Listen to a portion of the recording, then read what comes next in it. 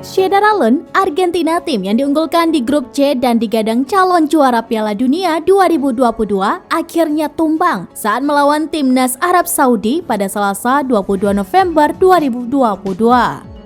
Pertandingan Argentina versus Arab Saudi hingga akhir babak dimenangkan oleh Arab Saudi dengan skor 2-1. Kekalahan atas tim yang tidak diunggulkan merupakan kekalahan memalukan bagi Argentina. Sebelumnya, berdasarkan catatan FIFA, selama 17 kali pertandingan terakhirnya tidak pernah kalah. Arab Saudi akhirnya mematahkan rekor 17 kali tanpa kekalahan Argentina. Hasil ini juga mencatatkan rekor bagi Arab Saudi tim AFC pertama yang berhasil mendapatkan kemenangan di Piala Dunia 2022. Satu gol Argentina dicetak oleh Lionel Messi lewat titik putih 10 menit awal babak pertama. Sedangkan 2 gol Arab Saudi dicetak oleh Saleh Al-Sehri di menit 48 babak kedua dan gol kedua dicetak oleh Salem Al-Dawsari pada menit ke-53.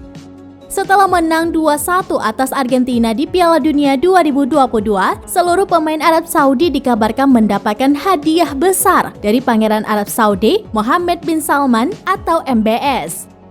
Seperti dikutip dari cuitan akun Twitter Dr. Gigi dan Ortodontis @Dr. Awab, dikabarkan Mohammed bin Salman akan memberikan Rolls-Royce kepada setiap anggota tim Kingdom of Saudi Arabia atau KSA setelah mengalahkan Argentina. Hal ini senada dengan cuitan akun Twitter seorang pengusaha India @Suhelset.